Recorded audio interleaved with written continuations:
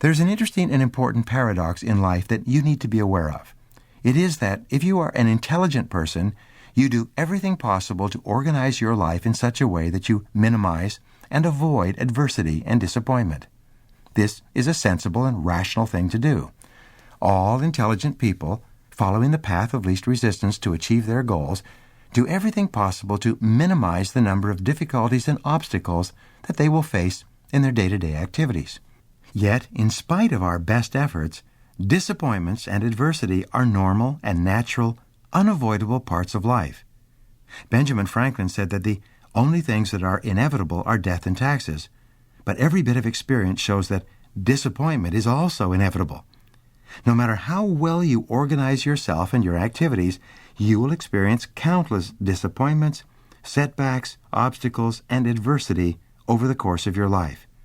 And the higher and more challenging the goals that you set for yourself, the more disappointment and adversity you will experience.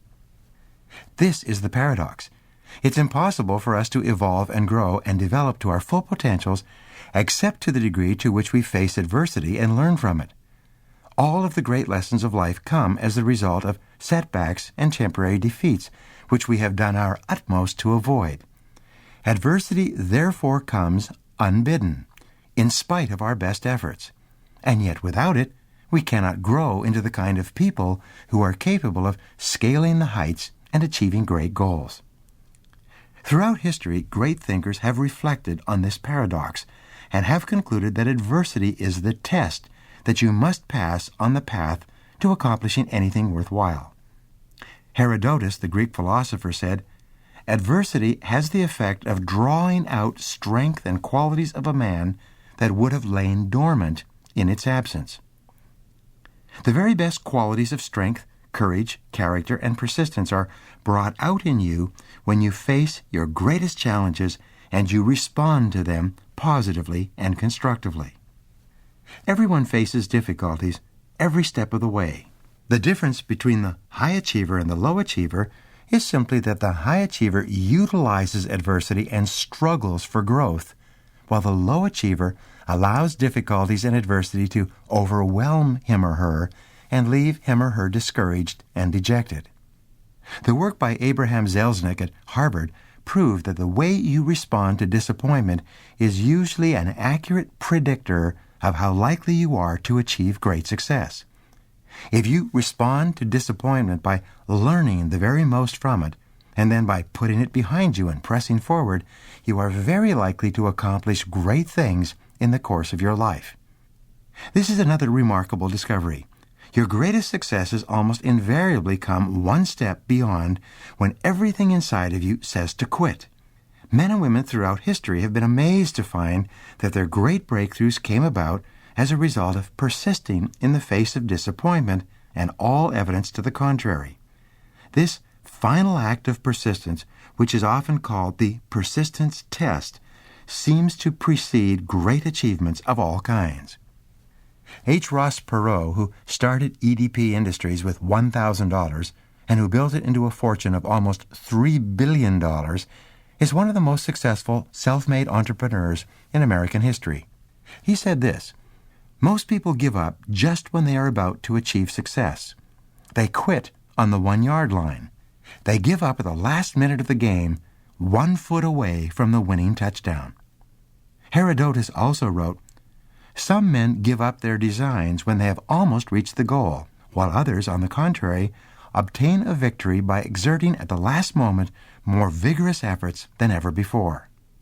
You find this principle of persistence, of keeping on, in the life and work of countless great men and women.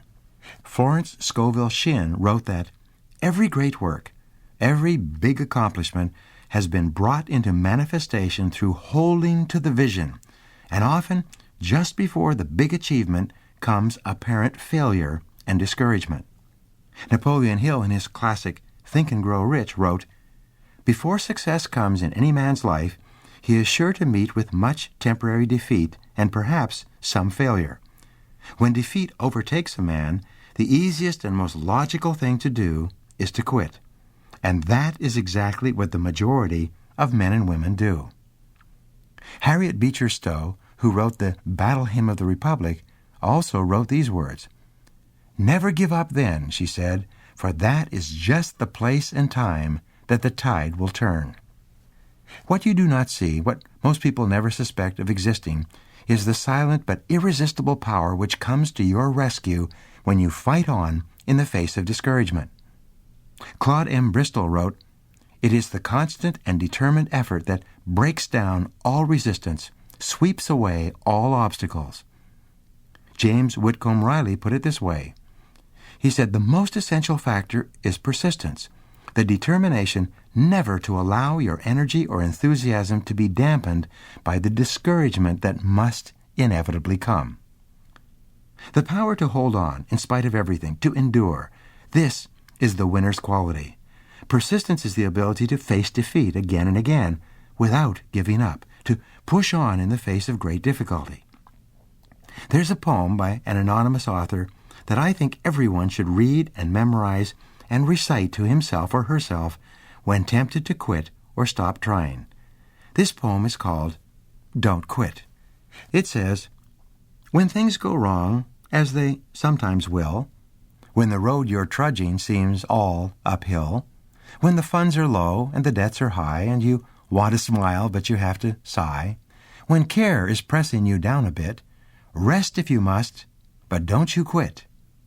For life is queer with its twists and turns, as every one of us sometimes learns, and many a failure turns about when he might have won had he stuck it out. Don't give up, though the pace seems slow. You may succeed with another blow. Success is failure turned inside out, the silver tint of the clouds of doubt. And you never can tell how close you are. It may be near when it seems so far. So stick to the fight when you're hardest hit. It's when things seem worst that you must not quit." Now, here are 3 things you can do immediately to put these ideas into action. First, identify the biggest challenge or problem facing you today on the way to achieving your biggest goal. Imagine that this problem has been sent to test your resolve and desire. Decide that you will never give up. Second, look into every problem, difficulty, obstacle, or setback for the seed of an equal or greater benefit or opportunity. You will always find something that can help you. And third, in every situation, resolve to be solution-oriented and action-oriented. Think always in terms of the things you can do right now to solve your problems or achieve your goals, and then get started. Never give up.